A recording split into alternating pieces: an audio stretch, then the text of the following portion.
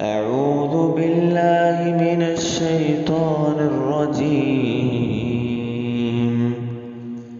بسم الله الرحمن الرحيم.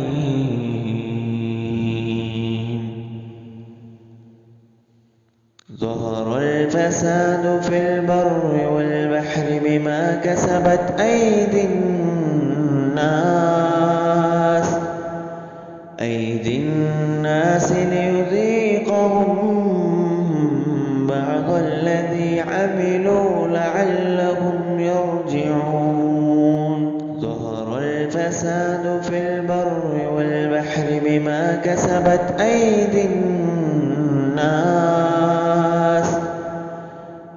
الناس ليذيقهم بعض الذي عملوا لعلهم يرجعون.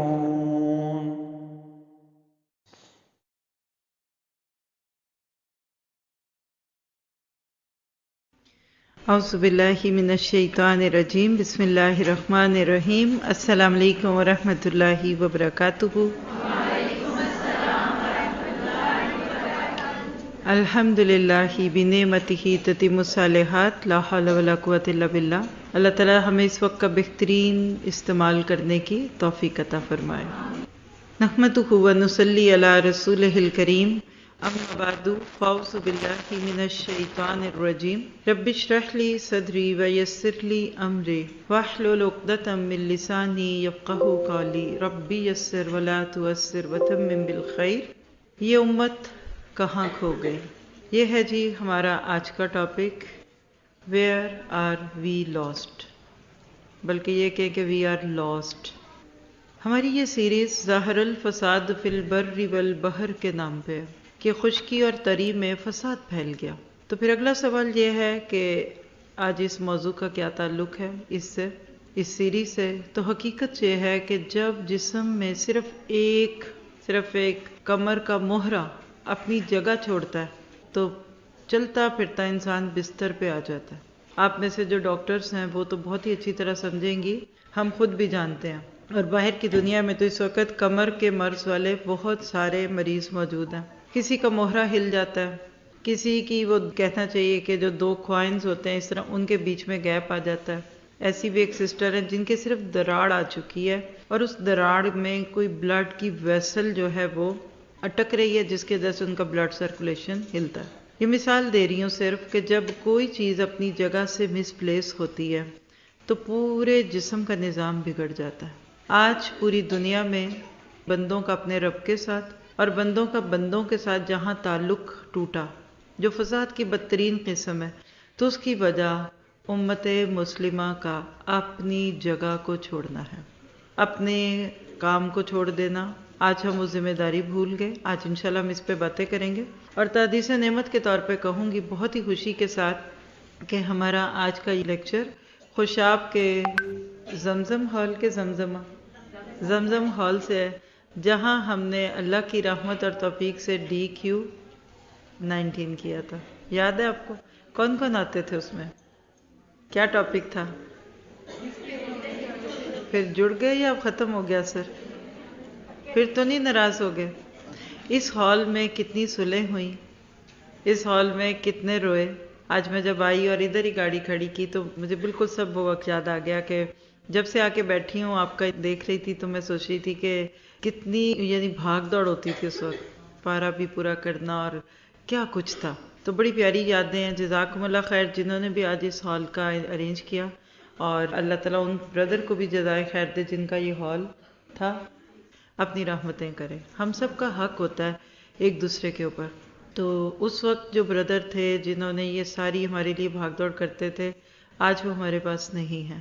اسی طرح ایک دن ہم نہیں ہوں گے. حقیقت یہ ہے کہ امت مسلمہ آج اپنا مقصد زندگی بھول چکی ہے. آئیے تھوڑا سا اس کو ریوائز کریں. یہ کوئی نوحہ نہیں ہے، یہ کوئی ڈپریشن میں ڈالنے والی باتیں نہیں ہیں، یہ کوئی تانے اور مینے نہیں ہیں، یہ وہی باتیں نہیں ہیں جو ہم بار بار کرتے رہتے ہیں. آج ہم نے ڈھونڈنا ہے این الخلل، بگاڑ کدھر ہے. شروع کروں گی. نحمدہ و نصلی علی رسولہ الکریم، اما بعد، فاعوذ باللہ من الشیطان الرجیم۔ سورۃ البقرہ آیت 143، دوسرے پارے کی بالکل دوسری ہی آیت ہے۔ وَكَذَلِكَ جَعَلْنَاكُمْ أُمَّةً وَسَطًا لِتَكُونُوا شُهَدَاءَ عَلَى النَّاسِ وَيَكُونَ الرَّسُولُ عَلَيْكُمْ شَهِيدًا، اور اسی طرح تو ہم نے تمہیں ایک امت وسط بنایا ہے تاکہ تم دنیا کے لوگوں پر گواہ ہو اور رسول تم پر گواہ ہو۔ پہلے جس طرف تم رخ کرتے تھے وہ تو بس ایک بات تھی، اور اس کے آگے پھر قبلے کے کچھ مسائل۔ یہ ہے جی آیت 143 البقرہ، جو مسلمانوں کو اس دنیا میں بھی اور آخرت میں بھی ان کی ریئل پلیس، ان کا مقام کیا ہے وہ دکھاتی ہے۔ سمجھیے گا، سر کہاں ہوتا ہے جسم میں؟ سب سے اوپر۔ پاؤں کدھر ہوتے ہیں؟ سب سے نیچے۔ ہاتھ کدھر ہوتے ہیں؟ ناک کدھر ہوتی ہے؟ سب کو پتا ہے۔ کوئی میں فارسی نہیں پوچھ رہی، کوئی میں بہت بڑی بات نہیں آپ لوگوں سے پوچھ رہی۔ جب جسم میں ہر چیز اپنی جگہ پہ ہوتی ہے تو آپ کہتے ہیں ایک بہت اچھا نارمل بچہ پیدا ہوا ہے۔ شکل، رنگ، ناک موٹی، پتلی، پھینی، یہ بات کی باتیں ہیں۔ ایک صحیح جسم، سالم جسم کا بچہ پیدا ہو جانا، یہی بہت بڑی اللہ کے وجود کی دلیل ہے۔ پھر یہ ناک نقشے تو بات کی باتیں ہیں، لیکن کبھی آپ کسی کے بارے میں سنیں کہ ان کے گھر میں ایک ڈیفارمڈ بچہ پیدا ہوا ہے، ہینڈی کیپڈ بچہ، عجیب الخلقت بچہ۔ کبھی آپ نے سنا ہوگا کسی بچے کے 2 دل ہیں، کبھی آپ نے سنا ہوگا کسی بچے کے دل میں سوراخ ہے۔ جیسے میں ایک بچے کے بارے میں جانتی ہوں کہ جب وہ پیدا ہی ہوا تھا تو ڈاکٹرز نے بتا دیا تھا کہ اس کے جسم میں 2 دل ہیں اور یہ اس سے زیادہ نہیں جیے گا۔ ایک صحیح بچے کے اور عجیب الخلقت بچے کے اندر فرق کیا ہے کہ اس کے جسم کی ترتیب اور ترکیب وہ نہیں ہوتی جو ایک عام انسان کی ہوتی ہے۔ ہم باہر کی دنیا میں ایک دوسرے کو پہچانتے ہیں، ہم ایک دوسرے کے جسم کو دیکھتے، نقشوں کو دیکھتے، دلہن بڑی پیاری، فلاں کا رنگ دبا، فلاں لمبا، فلاں چھوٹا، یہ باہر ہے۔ اندر گردے سب کے ایک ہی رنگ کے، کلیجی سب کی ایک ہی طرح کے، دل کا رنگ ایک ہے۔ دل کا سائز 19-20 کا بدل جائے تو بندہ مر جائے۔ دماغ کا سائز تقریباً سب کا ایک ہے، کوئی استعمال کرے نہ کرے اس کی مرضی ہے، لیکن اندر سے ہم سب ایک ہیں۔ بالکل اسی طرح اللہ سبحانہ تعالیٰ نے یہ دنیا بنائی، اور اس دنیا کو بنانے کے مراحل کے بعد جب اللہ تعالیٰ نے اس دنیا میں انسان کو فٹ کیا، بالکل ایسے ہی ہے کہ جیسے گھر تو بن گیا، آج کل آپ کے بلب فٹ ہو رہے ہیں۔ آپ دیکھتے ہیں کہ لائٹ کہاں ہونی چاہیے، پنکھا کدھر ہونا چاہیے۔ یہ ہال جب بن رہا تھا تو یہ سارے فانوس، شینگلر، یہ سوچ کے لگائے ہوں گے نا، پلر کدھر ہوگا، کھڑکیاں کدھر ہوں گی، ایگزٹ کدھر ہوگا۔ بس پوری دنیا کو ذہن میں لائیے، یہ دنیا ایک بڑا سا گھر ہے۔ اللہ نے جب یہ دنیا بنائی تو مختلف چیزوں کو اس کی جگہ پہ رکھا۔ سب سے پہلے بے جان چیزوں پہ آ جائیے، سورج، چاند، ستارے، زمین، وہ پہاڑ، دریا، جو کچھ ABCD ہم دیکھتے ہیں، یہ اللہ کا فیصلہ تھا کہ یہ ادھر ادھر ہو۔ پہاڑ اونچے ہی ہونے تھے، کھائیاں نیچی دبنی تھی۔ سورج نے آسمان پہ ہی ہونا تھا، چاند نے بھی آسمان میں ہی ہونا تھا، دریا اور سمندر زمین پہ۔ رب نے اس دنیا کو بنانے کا ایک بہترین ضابطہ مقرر کر دیا۔ اللہ سبحانہ تعالیٰ نے ہر چیز کو اس کی جگہ پہ رکھا۔ اگر آپ سورۃ حامیم سجدہ پڑھیں تو اس میں 2 آیتوں میں پوری فارمیشن ہے دنیا کی کہ اللہ نے 6 دن کو کیسے ڈیوائیڈ کیا، یعنی جس کو آپ کہہ سکتے ہیں نا کہ بریک ڈاؤن۔ ایک دن یہ ہوا، ہفتے کو یہ ہوا، اتوار کو یہ ہوا، پیر کو یہ ہوا، منگل کو یہ ہوا، اور قرآن میں کئی جگہ آتا ہے فی 6 ایام۔ چلیے وہ تو ہمارا موضوع نہیں ہے، لیکن ہمیں اتنا پتا ہے کہ سورج اپنی جگہ نہیں چھوڑتا۔ اللہ تعالیٰ کہتے ہیں چاند کیا ہو جاتا ہے؟ کل ارجون القدیم، سورہ یاسین میں پڑھتے ہیں فقدرناہ منازل، چاند کی منزلیں ہیں 27، 28، 29۔ سورج دن میں ادھر سے ادھر اٹھتا اٹھتا آتا جاتا ہے، رک جاتا ہے، پھر زوال کا وقت ہے تو پھر یوں جاتا ہے۔ جب ادھر سے ہم تھک چکے ہوتے ہیں کام کر کے تو وہ ادھر سے جاتا ہے واپس، تو وہ UAE میں چلا جاتا ہے، وہاں سے UK میں جاتا ہے، وہاں سے امریکہ اور کینیڈا میں چلا جاتا ہے۔ اتنی دیر میں ہم فریش اپ ہو چکے ہوتے ہیں، وہ دوبارہ گھوم گھام کے ادھر آتا ہے۔ کائنات کی ہر چیز اللہ کے حکم سے بندھی ہوئی ہے، اسی کو کہتے ہیں مسخر کرنا۔ سخر لکم، اللہ نے جب بے جان چیزوں کو اس کی جگہ پہ رکھا تو وہ آج تک نہیں ہلی۔ زمین بچھی، وَإِذَا الْأَرْضُ مُدَّتْ، قیامت کا دن ہوگا یہی زمین، وَإِذَا زُلْزِلَتِ الْأَرْضُ زِلْزَالَهَا، قیامت ہے یہ جب زمین، سورج، چاند، ستارے اپنی جگہ چھوڑ دیں۔ اِذَا السَّمَاءُ انفطرت وَإِذَا الْكَوَاكِبُ انتثرت وَإِذَا الْجِبَالُ سُيِّرَتْ، کہیں آتا ہے وَإِذَا الْعِشَارُ عُطِّلَتْ، یہ پچھلے پارے کی ہیں نا آیتیں۔ جب کائنات کی یہ بے جان چیزیں اپنی جگہ چھوڑ دیں گی تو اصل میں یہی قیامت ہوگی۔ آپ کہہ سکتے ہیں قیامت کیا ہے؟ یہ مظاہر کائنات کا ڈس آرڈر ہونا۔ جب آسمان پھٹے گا، اس پہ ٹکے ہوئے ستارے ایک دوسرے سے ٹکرائیں گے، آوازیں آئیں گی۔ وَإِذَا الْبِحَارُ سُجِّرَتْ، ایک جگہ تھا وَإِذَا الْبِحَارُ فُجِّرَتْ، سمندروں میں آگ لگ جائے گی، ہائیڈروجن آکسیجن جو مل کے پانی بنا، یہ اس کی کمپوزیشن ٹوٹے گی، یعنی پانی ڈی کمپوز ہوگا، دوبارہ ہائیڈروجن اور آکسیجن میں جائے گا، وہ جلتی ہے، وہ جلاتی ہے، ساری کائنات کا نظام بکھر جائے گا، یہ قیامت ہوگی۔ دنیا میں کبھی کبھی یہ مخلوقات جس کے بھی ہم بات کر رہے ہیں اللہ کے حکم سے ہی اپنی جگہ چھوڑتی ہیں۔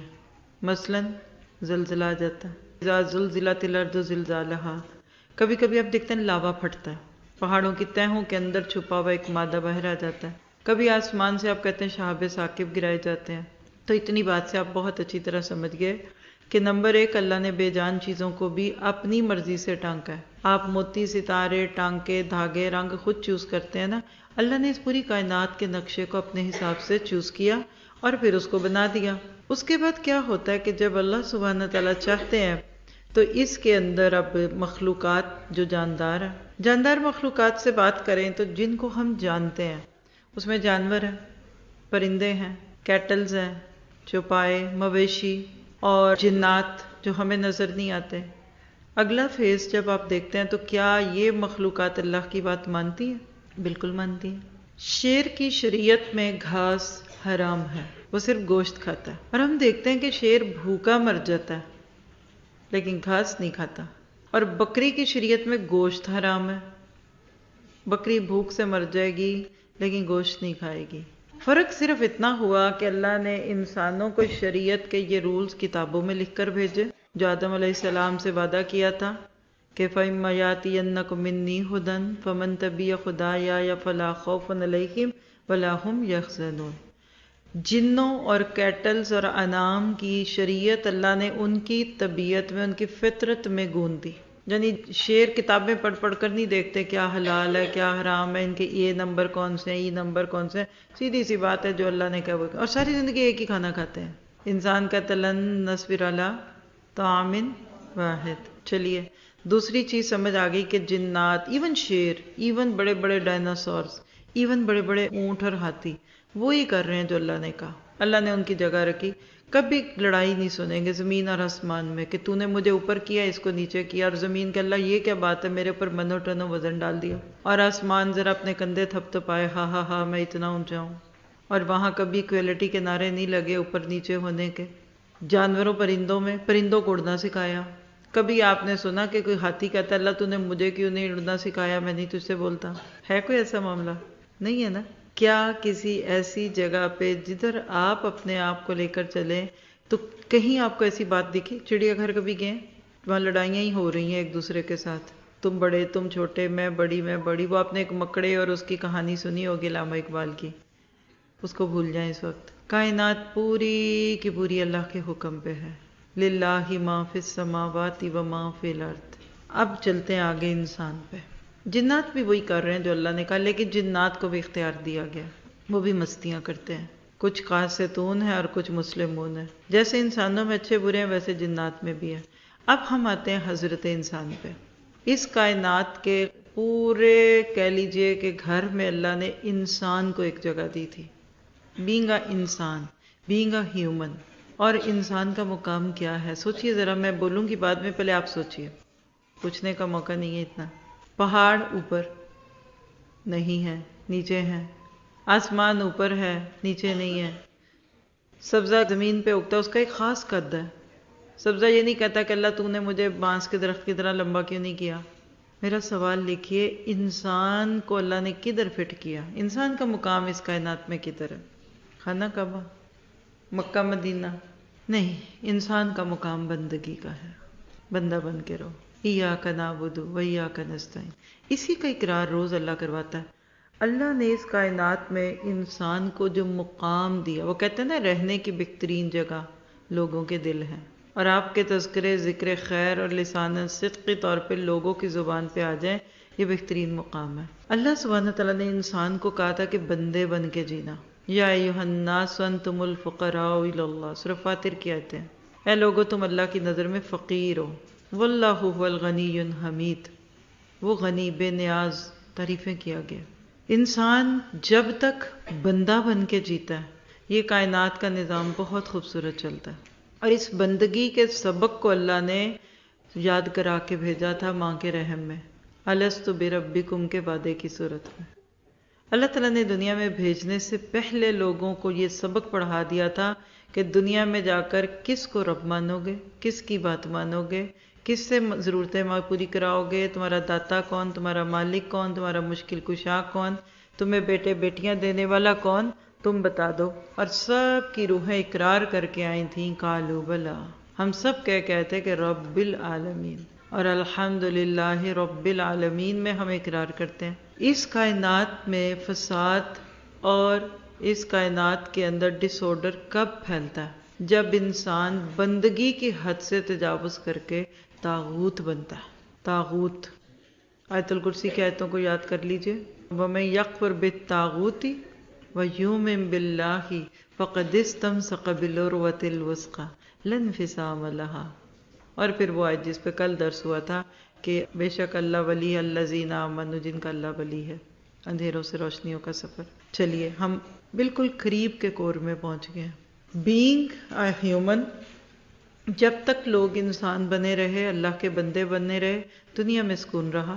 اور آدم سے لے کے نوح تک کے دور میں عموماً ایسا ہی تھا۔ شروع میں انسان گناہ سے واقف ہی نہیں تھا۔ جیسے نیا بچہ بالکل اچھا ہوتا ہے، اسکول جانا شروع ہوتا ہے تو بگڑ جاتا ہے، دوسروں کے اثر میں آ جاتا ہے تو بگڑ جاتا ہے۔ اپنے گھر میں بچے ٹھیک ہوتے ہیں، کہیں جا کر 2-4 دن رہ کر آتے ہیں تو بگڑ جاتے ہیں عموماً۔ تو گویا کہ پھر انسان بگڑا۔ اب جب آپ انسان کے بعد ایک آخری کور، اسمال سا ایک گول ریڈیس لگائیے، نیوکلیس کے ارد گرد کھوجیے، تو انسانوں میں بہترین انسان کذالک جعلناکم امۃ وسطا، یہ امت مسلمہ ہے۔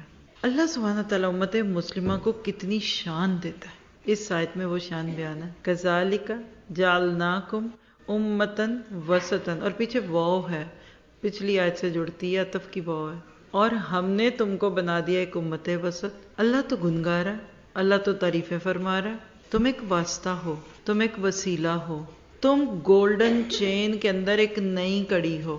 دیکھیں نبی صلی اللہ علیہ وسلم سے پہلے کیا ہوا؟ ہر نبی کے پاس جبرائیل کے تھرو وحی بھیجی گئی، اللہ، پھر جبرائیل، پھر نبی۔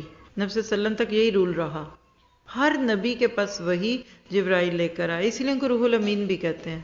روح وحی کے لیے بھی آتا ہے، بچے کے جسم میں جو روح ڈلتی ہے اس کے لیے بھی آتا ہے، اور امین اتنے ہیں کہ ایک لفظ نہیں چھپایا، مطاع ثم امین۔ آج میں اور آپ ذرا سا سوچئے، اور میں جو آج بات کہنے لگی ہوں، اگر آپ میں کچھ صرف گیسٹ ہیں جنہوں نے کبھی تفسیر کلاس نہیں لی تو ان کے لیے تو یہ ایک ڈسکوری ہوگی، اور اگر یہ بات سمجھ آ گئی نا تو ہم پاؤں بھی نہیں زمین پہ رکھیں گے، پھر ہم جھوٹ بھی نہیں بولیں گے، پھر ہمیں اپنے مقام کا وہ احساس ہوگا، ہم ایک سانس بھی ضائع نہیں کریں گے، ہم 1 روپیہ بھی ضائع نہیں کریں گے۔ اللہ تعالیٰ کہتے ہیں ہم نے تم کو امت وسط بنایا، پہلے اللہ، پھر فرشتہ، پھر نبی، یہاں پہ رک جاتی تھی بات، اور نبی گلی گلی جا کر پیغام دیتا تھا، انی دعوت قومی لیلا و نہارا، حضرت نوح کے لفظ ہیں سورۃ نوح میں کہ میں نے اللہ ان کو صبح کو بھی پکارا، رات کو پکارا، ظاہر میں پکارا، چھپا کے پکارا۔ امت مسلمہ اس گولڈن چین کے بیچ میں ایک چوتھی کڑی ہے، دیکھیے گا، اللہ، فرشتہ، نبی، اور نبی کے بعد امت مسلمہ، اور یہاں انسانیت ہے۔ ہم اس کائنات میں ایک بہت خوبصورت اضافہ تھے۔ صحابہ کرام نے جب پوچھا اللہ کے نبی کہ آپ تو اپنی طبعی عمر پوری کر کے چلے جائیں گے، تو آپ کے بعد جو لوگ آئیں گے ان کو کون پیغام دے گا؟ تو آپ نے فرمایا تم۔ اللہ نے امت مسلمہ کو وہ مقام دیا ہے جو پچھلے دور کے انبیاء کا مقام ہوگا کسی دور میں، کم و بیش کے ساتھ۔ ہم انسانوں کو ہدایت کی طرف بلانے والے، لِتَكُونُوا شُهَدَاءَ عَلَى النَّاسِ، You will be witness upon people۔ دنیا میں امت مسلمہ کا کام یہ تھا، یہ ہے امت مسلمہ کا مقام.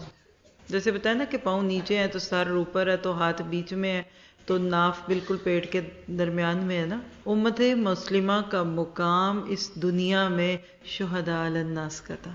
ہم شاہد تھے، ہم شہید تھے. کیسے؟ پہنچانے والے، بات آگے لے کے جانے والے. اللہ کے نبی سے جو بات ہم تک پہنچی، ہم میں سے ہر ایک نے جس طرح سے بھی اس کو سنا، ہم دوسروں تک پہنچانے والے تھے. اور اللہ سبحانہ تعالیٰ کہتا ہے دنیا میں تم لوگوں کو رب سے جوڑو گے، لوگوں کو اسلام سے جوڑو گے، اپنے قول سے، اپنے فعل سے، اپنے رویوں سے، اور پھر جب ضرورت پڑی تو دعویٰ لٹریچر بانٹ کر، اور پھر کبھی تم قرآن بھی چھاپ کے دے دینا، اور کبھی دعویٰ ورکشاپس بھی رکھ لینا. پھر تم لنڈن کے ویمبلے سینٹر کے باہر کھڑے ہو کے لوگوں کو کہنا آسک می اباؤٹ اسلام. یہ بعد کی باتیں تھیں.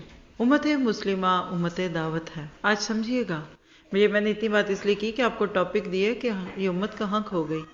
آج آپ کو پتا چلے گا کہ کسی بچے کے پیدا ہونے پہ پتا چلا دل ہے ہی کوئی نہیں، گھما ہے، وہ دائیں طرف نہیں، بائیں طرف نہیں، دائیں طرف چلا گیا.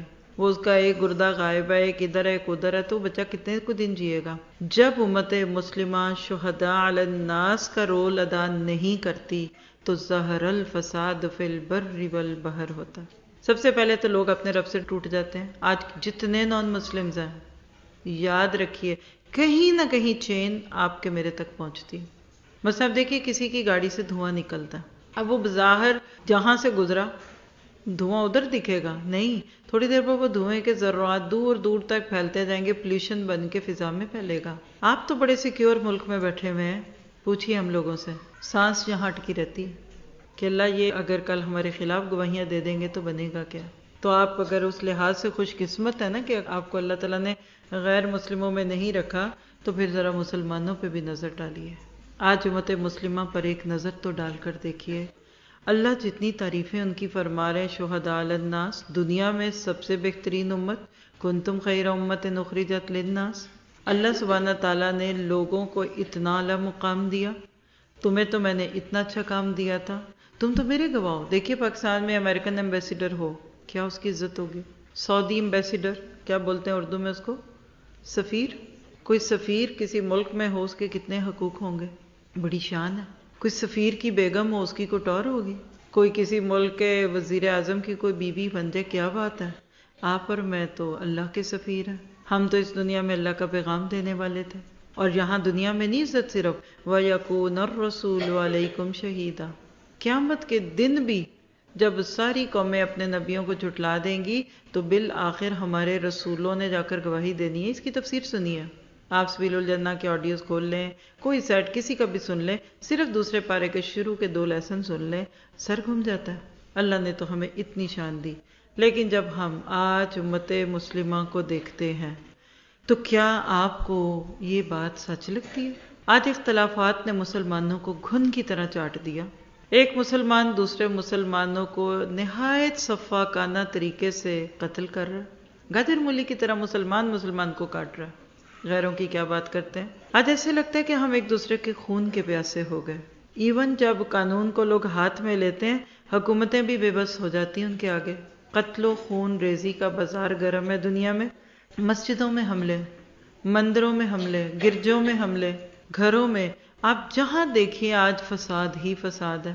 اور اگر آپ اوور آل گلوب کو دیکھیں، اسلام دشمن طاقتیں بلکہ ساری غیر مسلم قومیں مسلمانوں کے پیچھے ہاتھ دھو کر پڑی ہوئی ہیں. سچ ہے کہ جھوٹ؟ نیوز چینلز کا رخ کس کی طرف ہے؟ برق کس پہ گر رہی ہے؟ رحمتیں کن پہ دکھ رہی ہیں؟ آج مسلمان ملک جنگوں کا شکار ہے. آپس کی چپکلش کی وجہ سے تباہی اور بربادی کے دھانے پہ پہنچ چکے ہیں، اور دیگر ممالک اسلام اور مسلمانوں کو مٹانے کے در پہ ہیں. یہ جھوٹ نہیں ہے. 4 خبریں پڑھ لیجئے، نیوز بلیٹن لے لیجئے، پریس ریلیز دیکھ لیجئے. وہ طاقتیں جو ہمیشہ سے شرک کے نام کے مظہر تھے، آج مسلمانوں کے پیچھے ہاتھ دھو کر پڑی ہیں. کوئی جہاز گر جاتا ہے نا، اگر جس کو آپ کہتے ہیں جہاز کریش کرنا، تو غم پڑ جاتا ہے کہ ادھر کسی مسلمان کا نام نہ آ جائے. کوئی اغوا کر لے کسی جہاز کو تو کہتے ہیں یہ کسی مسلمان نے کیا ہوگا. کوئی پتہ چلے نا فلاں جگہ کسی ایک، یہاں تو نہیں پتہ چلتا. ناروے ایک ایسا ملک ہے جو اپنی خبریں چھپاتا ہے، جو سنتے ان کو بھی نہیں اتنا پتہ ہوتا. آٹے میں نمک کے برابر کوئی چیز وہ باہر آنے دیتے ہیں۔ قتل کی خبریں ناروے ٹی وی پہ نہیں آتی، ڈکیتی چوری ڈکاری کچھ نہیں آتی، وہ کیا اپنے پاؤں پہ کلہاڑیاں مارے؟ تو عام پبلک کو لگتا ہے بڑا امن ہوں گی، یہ کیسے ہو سکتا ہے کسی ملک میں یہ کچھ نہ ہو؟ لیکن آٹے میں نمک۔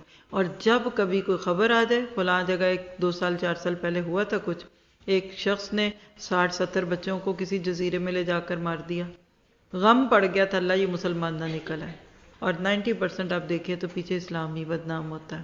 سب کے سب مسلمانوں کے شیرازے کو منتشر کرنے اور ان کے تانے بانے بکھیرنے یا پھر ان کو بے جان کرنے کے منصوبے بنانے پر عمل پیرا ہو چکے ہیں۔ کیوں؟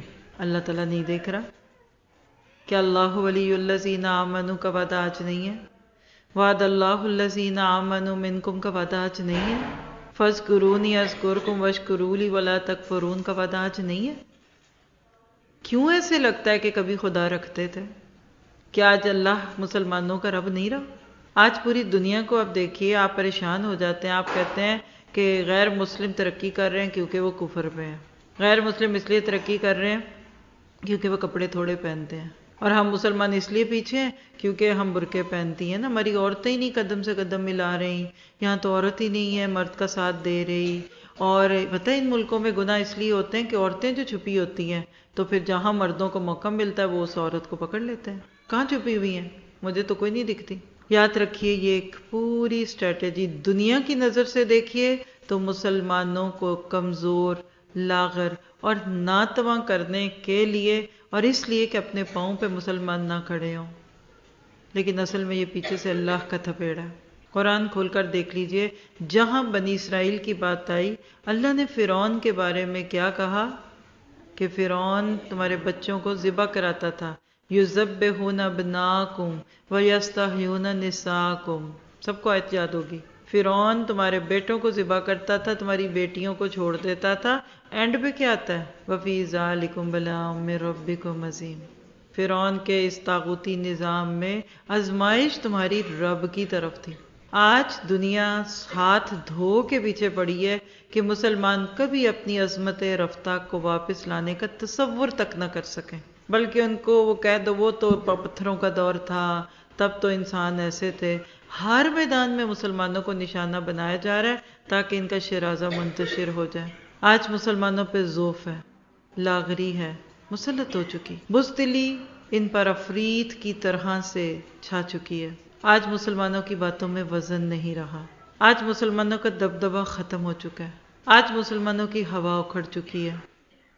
ایسے لگتا ہے کہ مترے بچے، سوتیلے بچے، اور عزت کی جگہ ذلت، اور طاقت کی جگہ کمزوری سے کمزوری، اور وہ جن کو اللہ کہتے ہیں کہ غیر المغضوب علیہم ولا الضالین، جن قوموں کے نام لیے آج اب دیکھیے انہی کی باقیات کے روب ہمارے دلوں پہ ہے، ہیبت ہے ہمارے دلوں پہ، ہم اپنے گھروں میں بھی کانپتے ہیں۔ آج ہم خود دوسروں سے مرعوب ہو گئے۔ جو بات میں کہہ رہی ہوں اگر آپ کو اس سے اختلاف ہو تو لکھتے جائیں، اینڈ پہ مجھے کہیے گا آپ نے جو باتیں کہی تھی نا میں آپ سے اس بات سے اختلاف کرتی ہوں، میں پوری خوشی سے مان لوں گی، سچی بات ہے۔ آج ہم مسلمان کہاں ہیں؟ این الخلل؟ آ جائیے اس کو ڈھونڈتے ہیں۔ لیکن اب مریض کہتا ہے کھانا ہضم نہیں ہوتا، کوئی پھکی چورن دیتا ہے، کوئی اس کو 7 اپ میں نمک ڈال کے دیتا ہے، کوئی لیمن دے، پھر بھی نہیں ہضم ہوتا، تو کہتے ہیں ٹیسٹ کرو، ہم دیکھتے ہیں تمہارے پیٹ میں خرابی کیا ہے، شاید تمہارا معدہ بند ہو چکا ہے، شاید معدے میں السر ہو چکا ہے، کوئی گڑبڑ تو ہے نا۔ ایکس ریز ہوتے ہیں، آپ کے سی ٹی سکینز ہوتے ہیں، اور جو کچھ بھی ہوتا ہے اللہ بچا کے رکھے، جو بیمار ہے ان کو بھی صحت دے دے۔ آج ضرورت ہے اس وقت امت مسلمہ کا سی ٹی سکین کروانے کی، یہ امت کہاں کھو گئی؟ آج امت مسلمہ کو اگر آپ دیکھیں تو خلل ڈھونڈنا ہے۔ آج جس چیز کو میں آپ کے سامنے لے کر آئی ہوں نا، این الخلل، پھر بتاؤں گی کہ اس کی پسپائی کی کمزوری کی وجوہات سمپ کروں گی، لیکن اس وقت سنیے اور لکھیں۔ آج امت مسلمہ میں بگاڑ کیا ہے؟ پہلا سوال لکھیں۔ دوسری بات ہے ہمارا اس سے کیا تعلق ہے؟ تیسری بات ہے کہ اگر ہمیں اس سارے چیک اپ کے دوران بیماری نظر آ بھی گئی تو کیا اس کا علاج کرنا ہمارے لیے ممکن ہے؟ اور آخری بات لکھے کہ کوئی ڈاکٹر ہیں آج ہمارے پاس جو پھر ہماری اس بیماری کا علاج کر سکے؟ کوئی ماہر طبیب موجود ہے؟ یا ہمیں سب کچھ پتہ چل گیا لیکن ابھی وہ جیسے کہتے ہیں نا کہ کرونا تو ہے لیکن ابھی کرونا کی ویکسین نہیں ایجاد ہوئی. کیا اس امت کے بگاڑ کو ٹھیک کرنے کی ویکسین ایجاد ہو چکی ہے؟ اور کیا امت مسلمہ آج ایسے مرض کا شکار تو نہیں ہو گئی کہ جس میں کہہ دیجئے کہ ناقابل علاج، جائیے اب دواؤں کی نہیں دعاؤں کی ضرورت ہے، سوچنے کی ضرورت ہے. الحمدللہ یہ جتنے آخری جملے بولے ایسی بات نہیں ہے.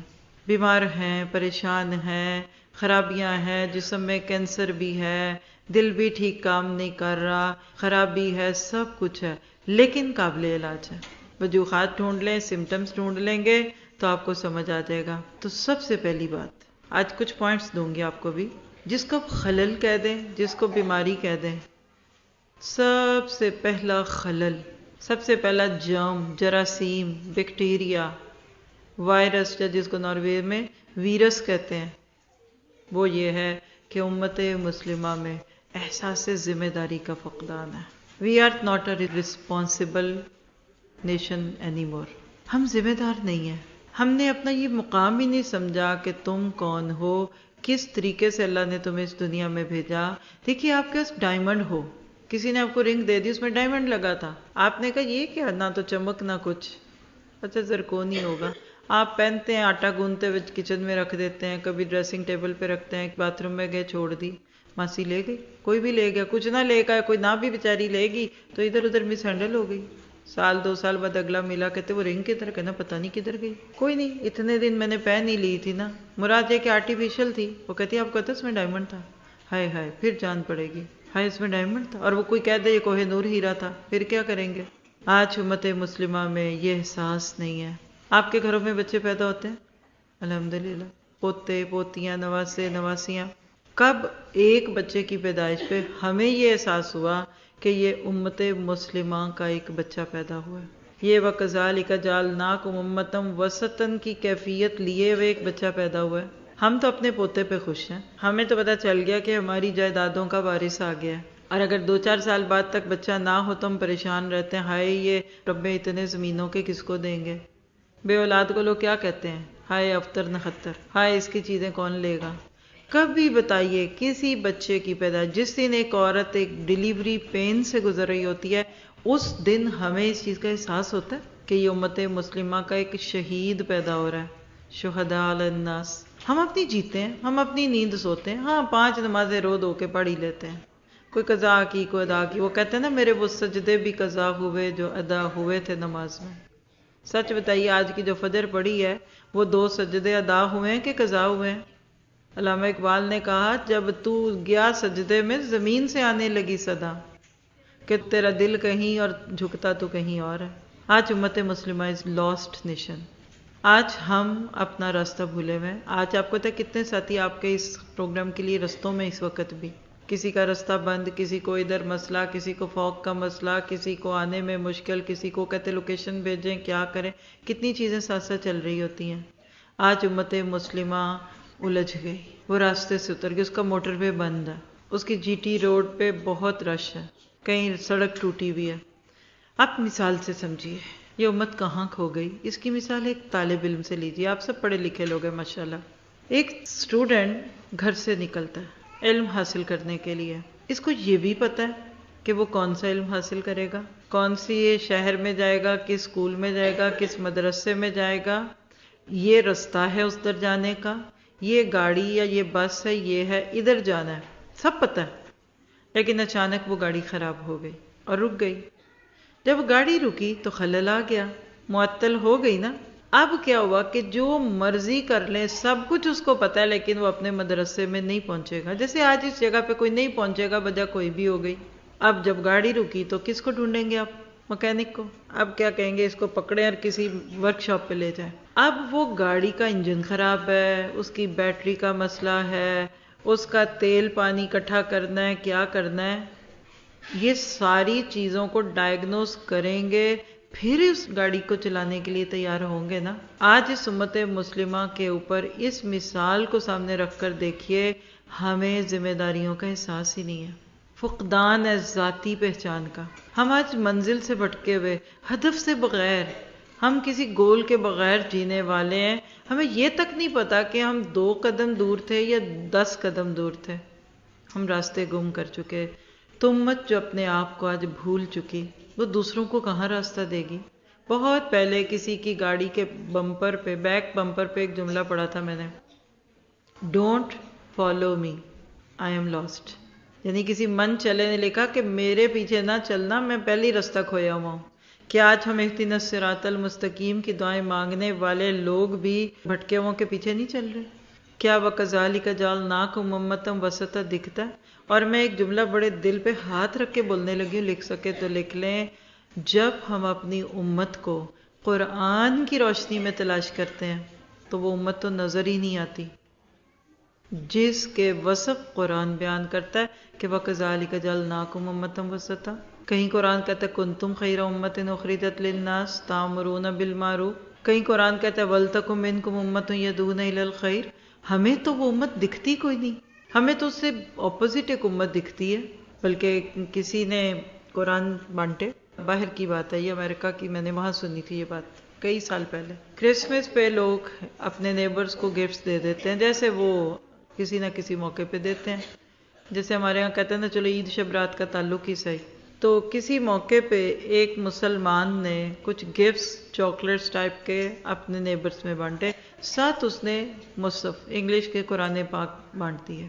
ایک نیبر نے کچھ دن کے بعد وہ قرآن واپس کیا. کیا کہا ہوگا؟ مجھے نہیں پڑھنا؟ نہیں، پورا پڑھ لیا. جملے لکھ لیں، آپ کو یہ ٹاپک آگے نہ بھی سنے تو اٹھ کے چلے جائیں.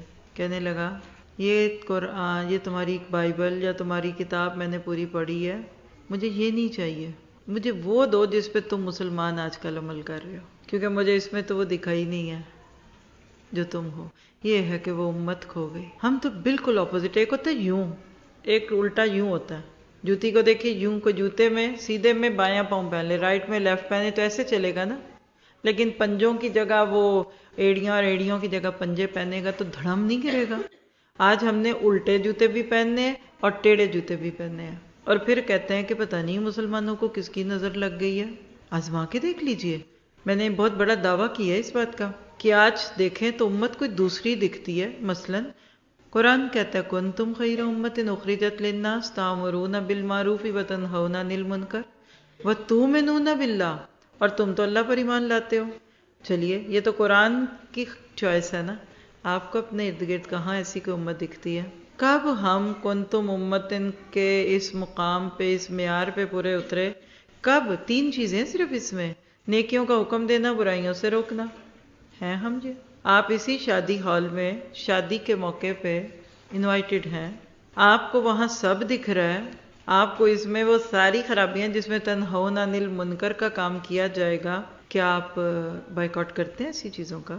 آپ کو پتا ہے کہ اس جگہ میں یہ ہونے والا ہے، آپ اس دن کا کیوں انتظار کرتے ہیں؟ اور بلانے والے بھی اپنے، ٹھہرانے والے بھی اپنے، صرف رشتے بچاتے ہیں.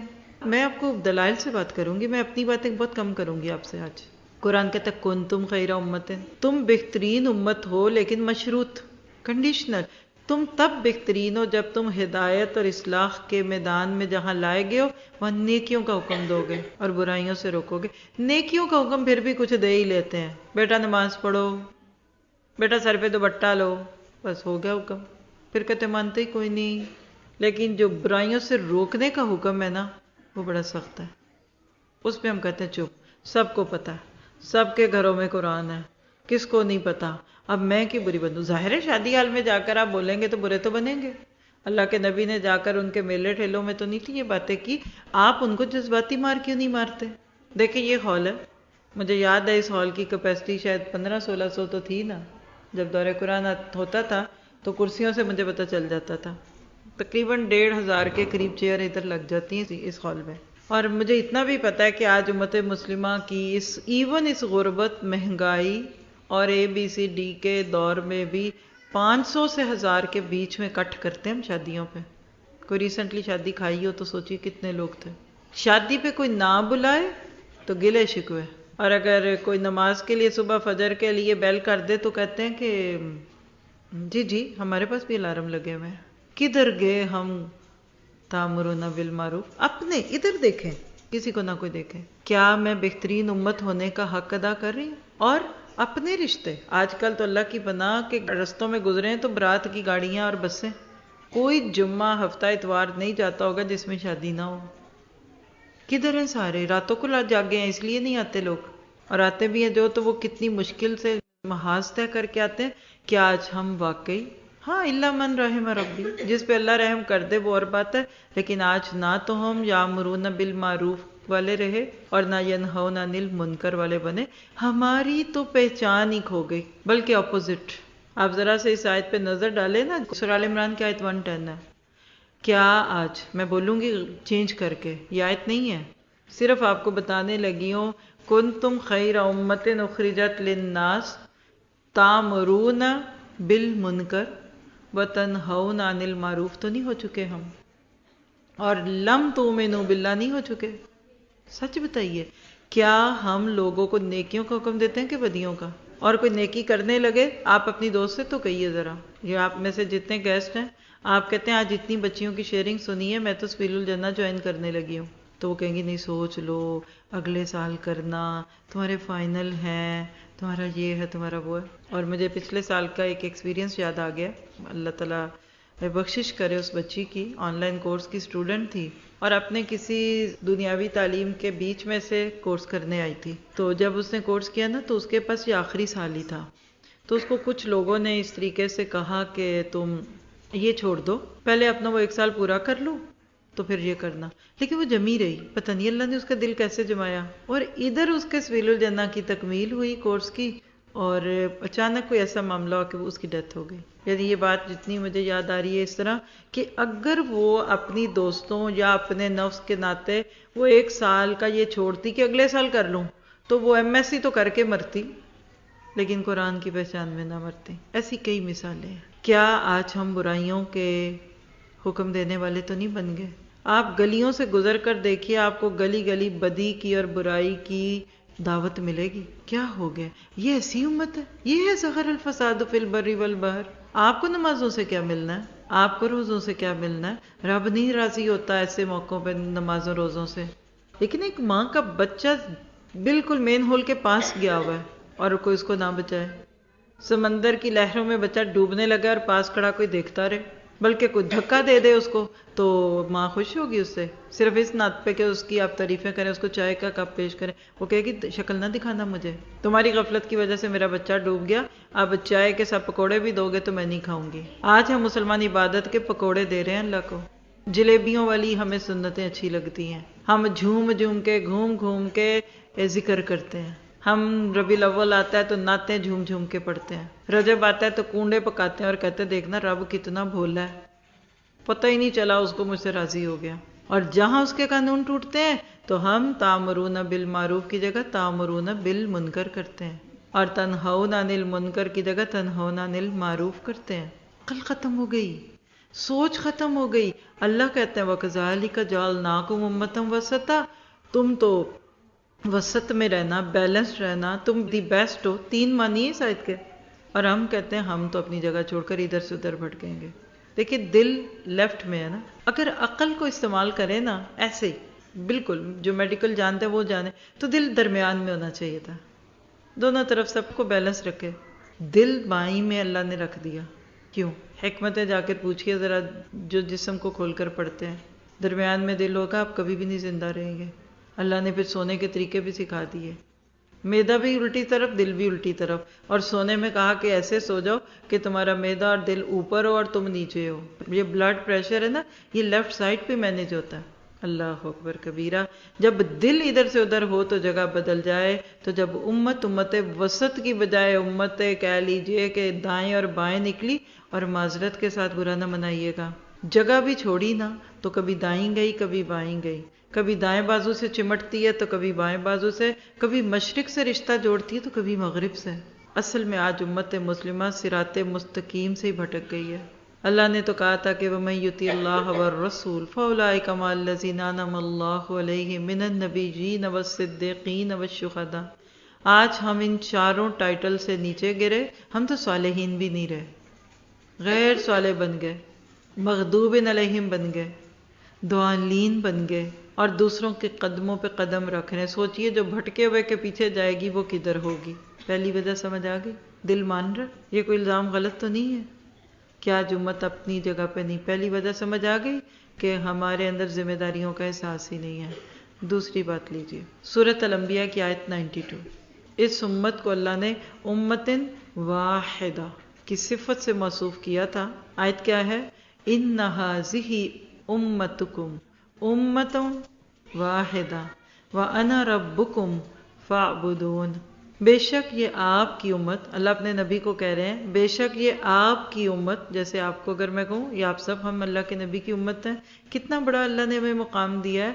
یہ آپ کی امت امت واحدہ ہے اور میں تمہارا رب ہوں، بس میری ہی عبادت کرو، دوسروں کی طرف نہ جھکو. تو یہ تھی جی دوسری وجہ جس کو آج ہم ڈھونڈے سے بھی ملیں. آج امت واحدہ نہیں بنی. آج امت مسلمہ کئی امتوں کا امیزہ اور مرکب اور اچار اور چٹنی بن چکی ہے. اسی لیے لوگ آپ کو استعمال کرتے ہیں. آج امت اپنے ہی ساتھیوں کا، مسلمانوں کا گلا گھونٹتی ہے. شروع سے اختلافات تھے، شروع سے اختلاف رائے موجود رہا، لیکن اس طرح مسجدوں اور دوسروں کے مسلکوں کی مسجدوں کے اوپر حملے نہیں ہوئے. مسلمان باہم دست و گریبان نہیں رہے. اور وہی ہوا جس کی خبر اللہ سورۃ حشر کی آیت 19 میں دیتا ہے کہ وَلَا تَكُونُوا كَالَّذِينَ نَسُوا اللَّهَ فَأَنسَاهُمْ أَنفُسَهُمْ. ان لوگوں کی طرح نہ ہو جاؤ جن کو اللہ نے بھلا دیا.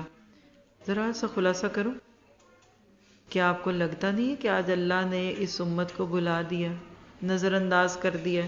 کتنے لوگ دعائیں مانگتے ہیں، اللہ دعائیں قبول کر رہے ہیں. کتنے لوگ کچھ کر رہے ہیں. اور یہ آج کی کہانی نہیں، پچھلے 10 سال پہلے بھی دیکھیے جو گڑبڑ تھی وہ اب بڑھتی بھی دکھ رہی ہے، بہتری نہیں دکھتی. آج وہ فتح نہیں ہے، آج وہ نصرت نہیں ہے، آج وہ فرشتوں کا نزول نہیں ہے. آج اسلام کی جو عزت مسلمانوں کو نصیب تھی وہ نہیں ہے. آپ کو پتہ ہے حضرت عمر فاروق کا ایک جملہ تاریخ کی کتابوں میں سنہرے حروف سے لکھا جاتا ہے، نحنو کننا اذل قوم، ہم ذلیل ترین قوم تھے، فاعزنا اللہ بالاسلام، اللہ نے ہمیں اسلام کے ذریعے عزت دی، بس اسلام کو چھوڑ کر ہم جتنے عزت والے بننا چاہیں گے اللہ اتنا ہی ذلیل کر دے گا. آج اسلام کو ہم کیسے چھوڑتے ہیں؟ کلمہ تو کوئی نہیں چھوڑا ہوا، اللہ کا شکر ہے، وہ تو 1.25 لاکھ دفعہ پڑھ کے رکھا ہوا ہے، راہداری کے بھی رکھے ہوئے ہیں، کفن بھی زمزم میں بھگو کے سکھا کے رکھا ہوا ہے، منو گلاب کی پتیاں بھی ڈالنی ہیں، کلمے والی چادر بھی ڈالنی ہے، لوگوں نے ہماری میت پہ وصیت کی ہوئی ہے، لیکن ہم نے عزت اسلام سے ملے گی یہ چھوڑا ہوا. اور میں سوچتی ہوں کسی قوم کا اصل دیکھنا ہے، 2 جملے بولتی ہوں، یعنی 2 مختلف سینیریوز. کوئی انسان کتنا دیندار ہے، یعنی آپ ماشاءاللہ قرآن پڑھتی ہیں، پڑھاتی ہیں، آپ درسوں میں جاتی ہیں، اور آپ کے شوہر جمعہ پڑھتے ہیں، مسجد میں 5 وقت نماز پڑھتے ہیں، الحمدللہ. آپ ریئل میں کتنے دیندار ہیں؟ آپ کو تو یہ کب پتہ چلتا ہے؟ جب آپ عمرے پہ جائیں گی، جب آپ حج پہ جائیں گی، جب موٹا سے دوپٹہ لپیٹ کر آپ بالکل مخصوص انداز میں جائے نماز پہ بیٹھیں گی. نہیں، بینگ اے پرسن، ایک انسان کیا ہے اصل میں، یہ پتہ چلتا ہے جب اس کے بچوں کے رشتے ہوتے ہیں، بچوں کی شادی. بچہ، اب چونکہ آپ بڑی خواتین ہیں میں آپ بچیوں کو بھی کہہ دیتی ہوں، اب آپ کا جو دین دکھے گا نا یہ آپ کی شادیوں پہ دکھے گا. کیا آج آپ اس ہال میں کچھ ایسی مائیں ہیں جن کی بچیاں کہیں سے بھی قرآن پڑھ چکی ہیں؟ وہ ہاتھ کھڑے کریں. میں نہیں کہتی نور القرآن اور سبیل الجنہ، کہیں سے بھی آپ کی بچیوں نے قرآن کسی مدرسے سے پڑھا، ادھر بھی خوشاب میں کچھ مدرسے ہیں، وہ مائیں ہاتھ کھڑے کریں. الحمدللہ. ایک نصیحت کر دوں، برا تو نہیں مانیں گے، یہ تو نہیں کہیں گے کہ آپ کی دخل اندازی کرتی ہیں. اپنی ان معصوم پاکیزہ بچیوں کو نہ قدرے لوگوں کے ہاتھوں میں نہ دیجیے گا. آپ نے ان پہ محنت کی ہے اور انہوں نے رو رو کے ندامتوں کے آنسو بہا بہا کے اپنے اعمال نامے سفید کیے ہیں. ان سے پچھلی زندگیوں میں اگر کوئی کمیاں کوتاہیاں ہو گئی نا تو توبہ نے ان کو پاک کر دیا. اب خدا کے لیے ان بچیوں کو صرف خاندان کے نام پہ نہ دیجیے گا، برادری کے نام پہ مت بیاہیے گا، کسی کی بڑی گاڑی دیکھ کر، کسی کے مربع زمینیں دیکھ کر نہ بیاہیں گے. جس لڑکے کے ہاتھ میں ان بچیوں کو دیں گے، ان کو نہ اس کی ماں کو دیکھیں نہ باپ کو دیکھیں، حاجی صاحب کا بیٹا اور عالمہ کی بیٹی نہیں، اب وہ وقت نہیں رہا. اس لڑکے کو دیکھیے گا کیا سچا مسلمان ہے. آپ کے اس ہیرے کی قدر وہ کرے. دیکھیں انگوٹھی ہے نا، آپ نے انگوٹھی کے اندر ایک کرسٹ وہ ڈالنا ہے نا، اگر شیشے کا نخ کوئی بھی لے کے لوہے کی انگوٹھی میں ڈال دیں گے، کوئی نہیں، اوپر سوراخ نہیں ہے، خیر ہے گر بھی کیا تو اور لگوا لیں گے اور انگوٹھی ہی پھینک دیں گے.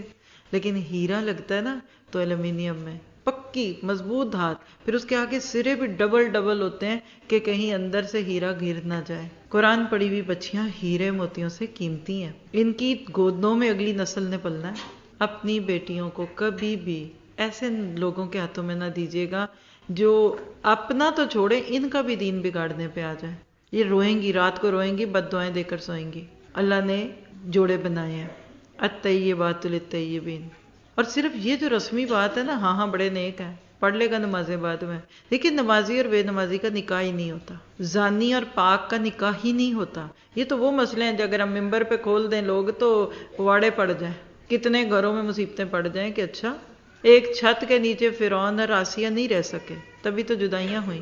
اللہ کے نبی کی بیٹی جب مسلمان ہوئی، شوہر اسلام پہ نہیں تھا، اللہ کے نبی نے بیٹی گھر میں بلا لی.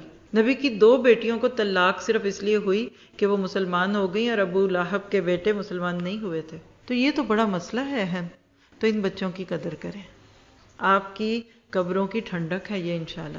یہ کیسے ہو سکتا ہے کہ یہ ایک معصوم سی بچی جا کر ایک 25-30 سال کے مرد جس کی عادتیں بگڑ چکی، خراب ہو چکا، اس کو ٹھیک کر لیں گی، راتوں رات وہ کہیں گی اٹھو نماز پڑھو، نمازیں پڑھنا شروع ہو جائے گا. یہ تو آپ خود جان جوکھوں میں ڈال رہے ہیں. کبھی کوئی اپنی بیٹی کو کسی نکھٹو کے ہاتھ میں دیتا ہے کہ نہیں میری بیٹی اس کو جا کر اتنا اچھا سبق سکھائے گی محنت کرنے کا، وہ اگلے دن ہی اٹھ کر کدال لے کر چل پڑے گا کام کرنے. آپ کہتے رہنے تو میری بیٹی کھائے گی کہاں؟ کسی ہوم لیس سے بیٹی بیاتے ہیں ہم، کوئی ایک زمین نہیں، کچھ نہیں، کوئی اجنبی شہر میں آیا کوئی دیتا ہے؟ کہتے نہیں پتہ نہیں کون ہے، میری بیٹی کو کدھر لے جائے گا. تو آپ سمجھ گئے. اور اس کے اپوزٹ بھی کہتی ہوں، آپ میں سے کتنی مائیں ادھر ہیں جن کے بیٹے ماشاءاللہ دیندار ہیں، باقیوں کا کیا خیال ہے اپنے بارے میں؟ واللہ اگر آپ کے بیٹے نیک ہیں تو ان کو نیک بیٹیاں ڈھونڈیں ان کے لیے. اپنے بگڑے ہوئے بیٹوں کو کسی کی بیٹی کے ساتھ نہ بیائیں. میں قرآن پڑھنے والی بچیوں کی تو بات ہی نہ کروں. اس کو شرط لگا دیں تمہاری شادی نہیں کروں گی جب تک تم 5 وقت کی نماز نہیں شروع کرو گے. یہ ہے تأمرون بالمعروف وتنہون عن المنکر. آج ہم جمعے بھی پڑھ لیتے، روزے بھی رکھ لیتے، نمازیں بھی پڑھ لیتے، لیکن ہماری زندگی نہیں بدلتی. چلیے تیسرے پوائنٹ پہ آتی ہوں. تو یہ تو بڑا درد مند ٹاپک ہے، اور یقین کریں کہ اگر اپنے بچوں کے رشتے بھی نہیں کیے ہوئے تو تھوڑا سا رک جائیں، کوئی جلدی نہیں ہے. کچھ نہیں کھانے کو مانگتی یہ بچیاں. دیکھیے گا اللہ ان کے ایمان کو جہاں سیٹ کرے گا نا اس درجے کا بندہ بھیجے گا. کچھ بچیوں کی شادیوں میں تھوڑی سی دیر ہو جاتی ہے، مطلب 20 میں نہیں شادی ہوئی، 21 20 25 ہو گئی، ماں باپ فکر مند ہوتے ہیں. ماں باپ کیا بچیاں بھی پریشان ہیں، اور کبھی ایسے لگتا ہے کہ اب ہونی نہیں. جب وہ بچی 25 سے 28 یا 30 کی ہوتی ہے نا، عین اس عمر کا ایک اچھا سا مرد اللہ بھیجتا ہے.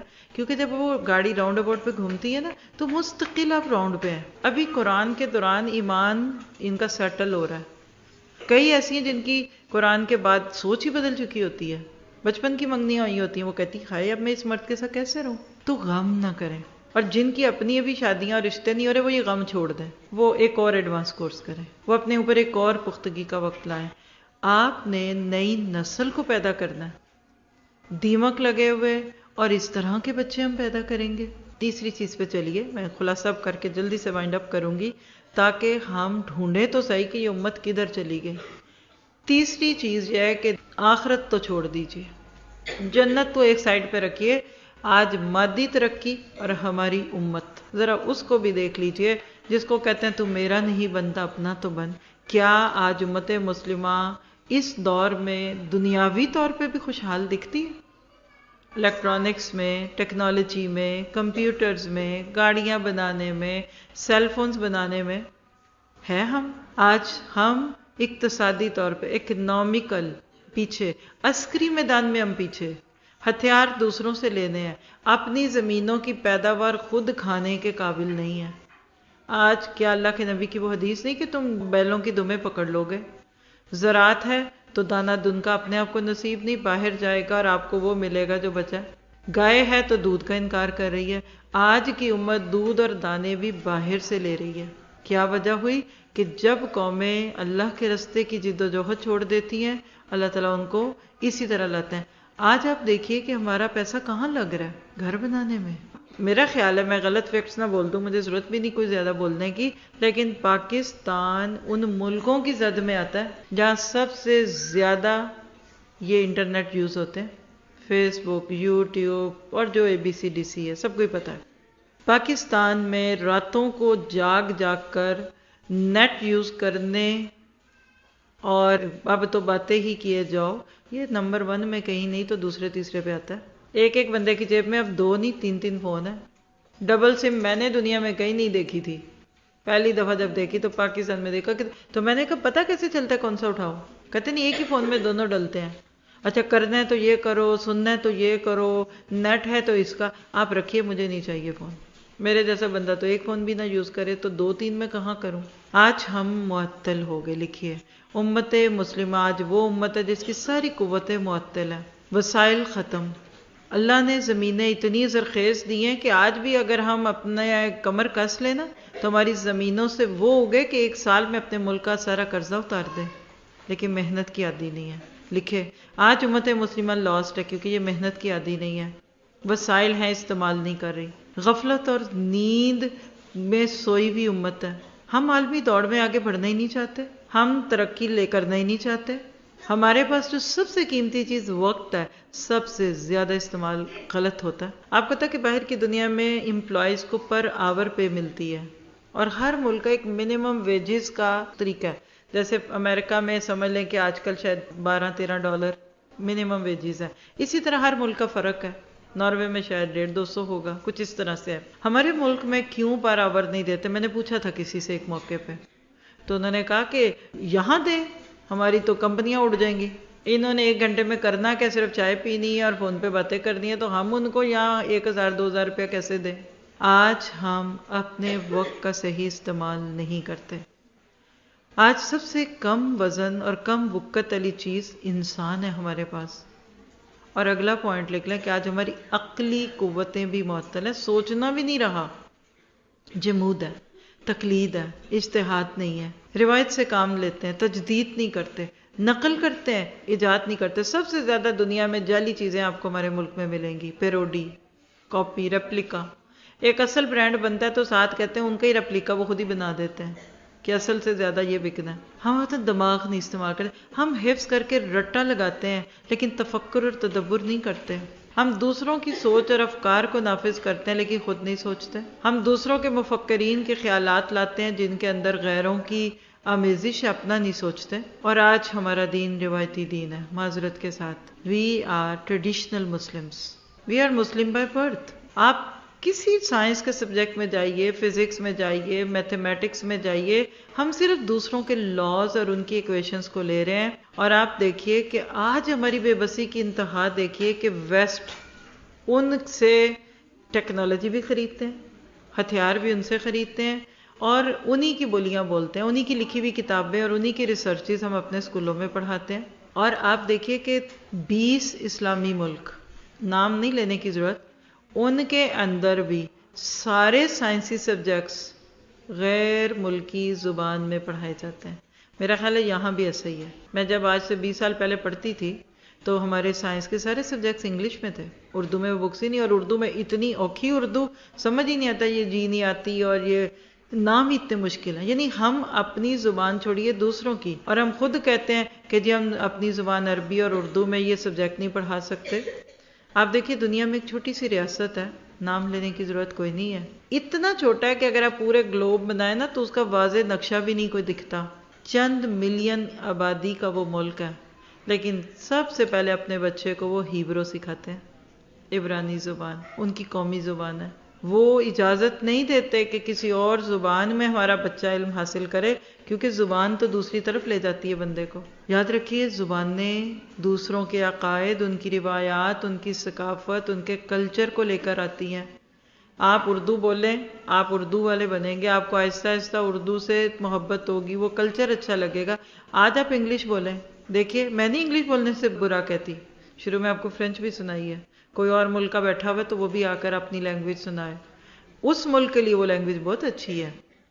لیکن اگر میں یہاں بیٹھ کے آپ کو فرینچ میں درس دینے لگ جاؤں تو میں نے کیا تیر مار لیا، اور آپ کو کیا فائدہ ہوا اتنی محنت کا۔ آج ہم جیسے باقی چیزیں امپورٹ کرتے ہیں نا، برآمدات، اسی طرح یاد رکھیے دوسروں کی زبانیں اور ان کی بولیاں بول کر ہم نے اس درخت کی شاخیں اپنے ملکوں میں بلا لی جس پہ مادہ پرستی کا رنگ چڑھا ہوا ہے، مٹیریلزم کا رنگ چڑھا ہوا ہے۔ آج ہمارے بچے انہی کے برانڈز چاہتے ہیں۔ دیکھیے امریکہ میں آپ $1000 کہتے ہیں۔ میں آپ کو مثال دینے لگی ہوں، کل میں کسی سے بات کر رہی تھی، کوئی میرے سامنے شاپنگ ہو رہی تھی، میں نے کہا اتنی مہنگی، یہ اتنے کی ہے؟ بلیو می، ہر سال جب بھی آؤں، اب تو 2 سال بعد آئی ہوں نا، تو جو چیز میں 100 کی سوچتی ہوں وہ 1000 کی ہوتی ہے ادھر، کیونکہ آپ کا اب 100 روپیہ میرا 1 روپیہ بن گیا اور 1000 روپیہ 100 بن گیا۔ تو میں نے کہا کہ یہ اتنے کی چیز ہے، اتنے کی تو ہوتی ہے۔ میں نے کہا اتنے، کہتے اتنے میں کیا ملتا ہے؟ تو میں نے ان کو یہ کہا کہ میں تو باہر سے آئی ہوں، میں تو اپنے اینگل سے دیکھ رہی ہوں، لیکن یہاں والوں کے لیے یہ میرے حساب میں تو ان افورڈیبل ہے۔ اور پھر میں نے ان کو یہ کہا کہ اصل شاید مسئلہ یہ ہے کہ دیکھیں نا، باہر آپ ہیں مثلا امریکہ میں تو $10 $20 بہت ویلیو ہے ادھر۔ آپ گروسری لے کر آئیں پورے ویک کی، $20-25 میں بڑی اچھی گروسری آ جاتی ہے۔ مسئلہ کیا کہ جب ادھر اس کو ہم 160-70 کے پہاڑے کے ساتھ گنتے ہیں تو 1000 بنتے ہیں، مجھے اس لیے چبھ رہا ہے، نہیں سمجھے؟ آپ وہاں ایک سکارف لیتے ہیں، عام سکارف $10 کا بڑے آرام سے آ جاتا ہے، $10 سے $15 میں اچھا سکارف لے لیں۔ اب وہ سکارف جب ادھر آتا ہے یا ادھر گنتا ہے تو اس کو ضرب لگائیں گے، وہ کئی ہزار کا ہے۔ تو وہ اصل میں کرنسی ڈفرنس بھی مجھے پاگل کر رہا ہے آپ کو دیکھ کر کہ لوگ کیسے کرتے ہیں۔ لیکن اب دیکھیے ادھر زیادہ خرچے کرتے ہیں لوگ، باہر والے ایک دفعہ لیتے ہیں، ایک دفعہ سردی گرمی بناتے ہیں، یہاں کے تو حالات مجھے کہنے کی ضرورت ہی نہیں ہے۔ ہمارا سارا سورس پیسہ شادیاں کرنے میں اور گھر بنانے میں لگ رہا ہے، سچ ہے کہ جھوٹ ہے؟ ساری زندگی کماتے ہیں تاکہ گھر بن جائے یا شادی ہو جائے۔ بچے کی شادی ہمارے لیے اتنا بڑا مرحلہ ہے کہ جیسے ہم نے دنیا فتح کر لی، ہم نے کسی ملک کو اسلام دے دیا، اور ہم پھر اس مادہ پرستی کے جال میں ایسے الجھے۔ کلاس سسٹم یہ بھی ایک مسئلہ امت کا آج۔ ڈرائیور کی تنخواہ کتنی ہے؟ 15,000۔ اچھے گھر والے 15 دیتے ہیں، میرا خیال ہے خوشاب اور جوہر آباد میں 10,000 ہوگا، غلط ہے کہ صحیح؟ 10,000 لکھیے ذرا۔ دیکھیں میں کوئی آپ کو شرمندہ نہیں کرنا چاہتی، آپ نہیں ایسے ہوں گے۔ 10,000 روپے میں ایک بندہ پورا مہینہ آپ کی گاڑی چلاتا ہے، جس کے 4 کم سے کم بچے بھی ہوں گے، ہو سکتا ہے اپاہج، ہینڈی کیپ یا بوڑھی ماں بھی ہوگی جس کو کبھی کبھی اب دوائیاں بھی چاہیے، بیوی بھی ہے، 4 اور 2 6 اور 7 8 لوگوں کو کفالت کرنے والا بندہ 10,000 روپے لے رہا ہے آپ سے۔ ڈرائیور ہے وہ آپ کا، سارا دن وہ گاڑی چلاتا ہے، آپ اسی کے ذریعے کئی بل پے کراتے ہیں، یہ ذرا فلاں جیولر کو دیو، یہ فلاں بوتیک والے کو دیو، اور وہ جب دیکھتا ہے یہ باجی نے کپڑوں کا بل دیا 1 لاکھ روپے کا، جو میں 10 مہینے کام کروں گا پھر 1 لاکھ روپے کماؤں گا، تو یہ باجی کے 3 جوڑے سل کر آئے 1 لاکھ روپے میں، کیا ہوگا وہاں؟ یہ خیر امت نہیں ہوگی، پھر وہاں نفرتیں بڑھیں گی، پھر وہ قتل کریں گے، پھر وہ لڑائیاں کرائیں گے۔ 10,000 روپے میں وہ کیا کرتا ہوگا اور کیا کھاتا ہوگا، اور آپ 10,000 روپے میں ایک عام سا فارمل جوڑا بنا لیں تو بڑی بات ہے، ایسے ہی کہ نہیں؟ یہ نفرتیں پیدا ہوتی ہیں، آج ہمارے اس ملک میں یہ نفرت ہے۔ آپ ایک گلی سے گزرے، ابھی تو یہ روڈ پہ بیٹھے ہیں نا، اندر گلیوں میں یہ کوٹھی، یہ لال رنگ کی، یہ گلابی ہے کہ نہیں ہمارے ملکوں میں؟ حویلیاں، ناروے والوں نے پاکستان میں آ کر ایک پوری ڈاکیومنٹری بنائی تھی، اور آپ جا کے یوٹیوب پہ لکھیے کھاریاں کی ویران حویلیاں تو جا کر دیکھیے گا۔ انہوں نے کہا کہ یہ سارا پیسہ آیا کدھر سے ہے؟ ادھر سے ادھر آ گیا، اب وہ کس کا ہے ہمیں اس سے کیا لگے، لیکن میں آپ کو ایک بہت اچھی بات بتانے لگی ہوں۔ یہاں رال ٹپکتی ہے لوگوں کے گھر دیکھ کر، ہر کوٹھی دوسرے سے اچھی، بڑا گھر ہونا بری بات نہیں ہے، لیکن اس کے اوپر اتنا پتھر سونا چاندی لگا دینا، اس کو کرنا، یہ بری بات ہے۔ آپ کو پتہ ہے کہ باہر کی دنیا میں کیا ہے؟ آپ باہر کا گھر اپنے ہمسائے کے گھر سے مختلف نہیں کر سکتے، بلکہ یو کے میں آپ چلے جائیں، اور خاص طور پہ پھر وہ بھی لنڈن میں، پوری ٹرین نہیں ہوتی جیسے بوگیاں، پوری روڈ پہ ایسے ایک پورا گھر ہے، سیم نقشہ، سیم جگہ کھڑکی، سیم بالکل ایک ہی ہے۔ میں اکثر ہنستی ہوں جا کے کہ یاد کیسے رہتا ہے میرا گھر کون سا ہے، اور اوپر ایسے چونچ بنی ہوئی ہے نا چھت کی، تو اس چونچ کے ادھر والا گھر آپ کا، یعنی یہ جتنی بڑی جگہ یہ ہال ہے نا آپ کا، یہ والا جس ہال میں آج ہم بیٹھے ہوئے ہیں، اس میں اللہ جھوٹ نہ بلائے، بلا مبالغہ کہہ رہی ہوں، ڈرتے ہوئے بھی، اس میں کم از کم 40 سے 50 گھر ہوں گے۔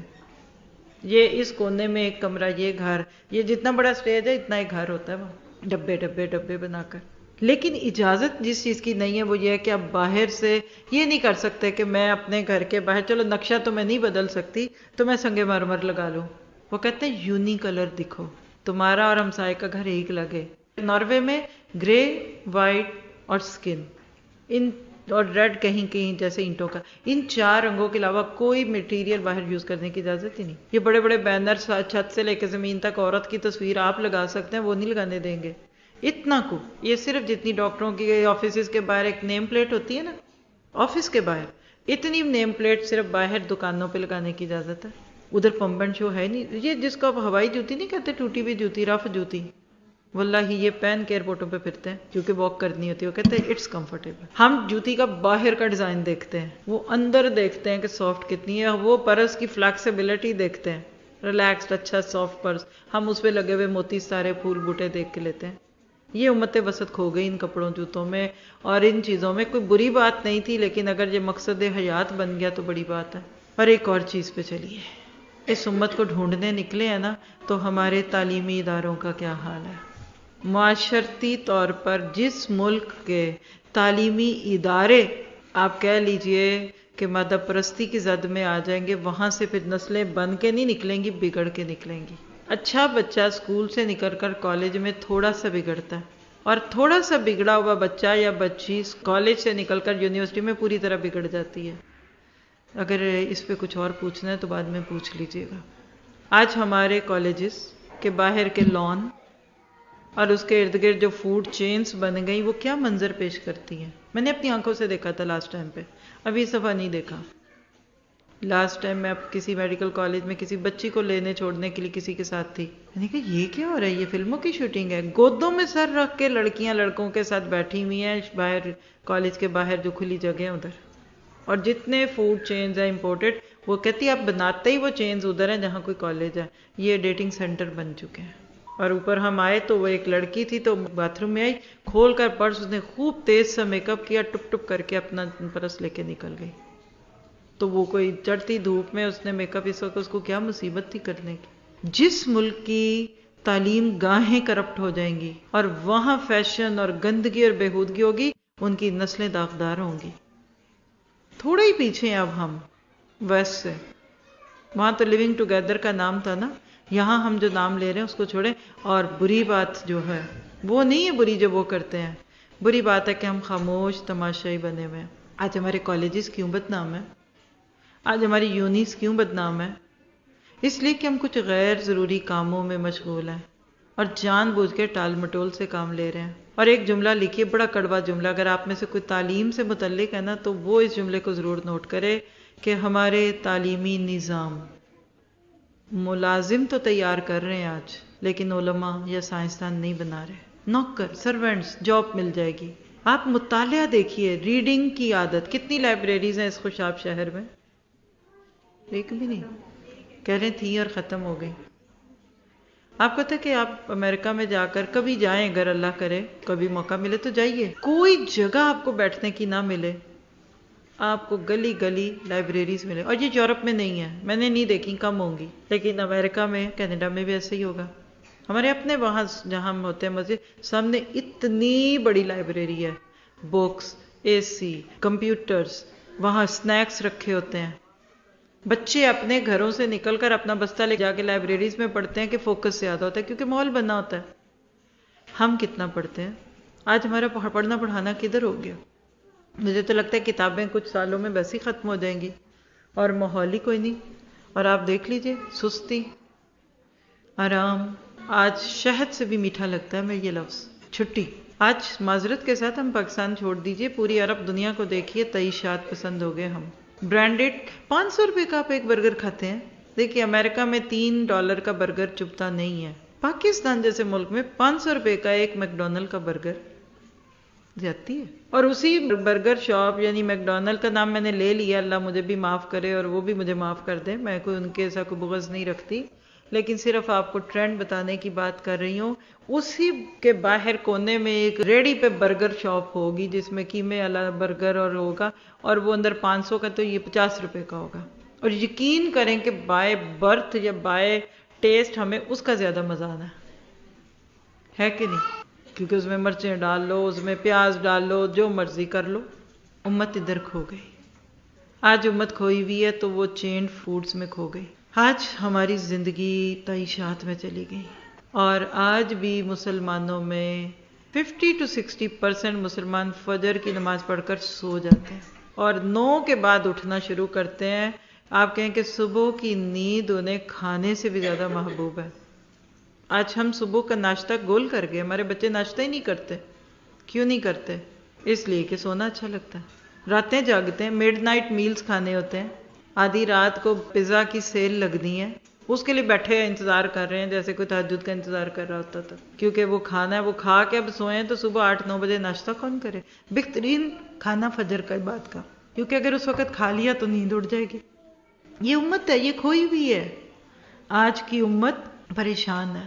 آپ دیکھیے کہ لفظ یہود ہم بولتے ہیں نا تو ہم ان کو بڑا برا کہتے ہیں، حالانکہ اگر وہ آج دنیا میں راج کر رہے ہیں اور شروع سے کرتے آئے تو اس کے پیچھے ان کی کچھ عادتیں ہیں، کھانا پینا، سلیپنگ ہیبٹس، مطالعہ اور اس طرح کی باتیں، یہ کچھ ہے۔ کسی نے ایک موقع پہ ان کی ایک بک کی طرف اشارہ کر دیا جو کسی بھی طرح کسی عرب ملک میں پہنچ گئی، تو کچھ لوگوں نے بہت تفکر کا اظہار کیا کہ اوہو ہمارے سارے منصوبے تو کھل جائیں گے، منظر عام پہ آ جائیں گے۔ تو جو یہودی بڑا تھا اس نے ایک جملہ بولا، کہنے لگا آپ اطمینان رکھے، عرب قوم مطالعہ کوئی نہیں کرتی، یعنی اگر آپ کی بک وہاں پہنچ گئی تو پڑھنی کس نے ہے؟ حیرت کی بات کہ وہ قوم جس کی پہلی بات اقرأ باسم ربک الذی خلق تھی، پڑھو، اور وہی قوم آج نہیں پڑھتی۔ اور فرض کریں کہ اگر قرآن پڑھ بھی رہے ہیں تو سمجھتے کتنا، اور اگر سمجھ بھی لیں تو پھر اس پہ عمل کتنا کرتے ہیں، اور اگر عمل کر بھی لیں تو اس پہ استقامت کے درجے پہ کون ہے؟ کیا ہو گیا امت مسلمہ کو؟ اللہ نے کتنا مسلمانوں کو نوازا، کیا اللہ نے بے وقوف پیدا کیا؟ عقل تو بہت ہے اسلام پہ، اللہ تو توحید والے کا سینہ کھول دیتا ہے۔ اسلام کے ساتھ تو اللہ کی طرف سے خیر، اللہ کہتے ہیں اولو الالباب، او عقل مندو، او لب والو، برین یوز کرو، دشمنوں کے مقابلے پہ اپنے آپ کو سیدھا کرو۔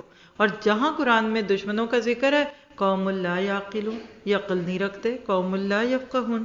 آج امت مسلمہ لا یعقلون اور لا یفقہون پہ آگے، تو کیا پتہ چلا کہ وی آر لاسٹ، ہم کھو گئے۔ یہ امت کہاں کھو گئی؟ روایات میں کھو گئی۔ یہ امت آج وہ نہیں رہی کہ جو اللہ کے نبی چھوڑ کر گئے تھے۔ جو کام یہود اور نصارہ کے تھے وہ آج مسلمانوں نے اختیار کیے، اور جو مسلمانوں کو کرنا تھا آج وہ کرنے لگے۔ آج بھی مشنریز کے درجے پہ کام کرتے ہیں کرسچنز، مشنری زیل ہے ان کی، کسی کام کو بڑی ڈیڈیکیشن کے ساتھ کرنا نہ کہتے مشنری زیل۔ وہ کیسے اپنا دین پھیلا رہے ہیں یہ تو ایک نئی کہانی ہے۔ اور آج ہم نہ کائنات پہ غور کرتے، نہ کتاب پہ غور کرتے۔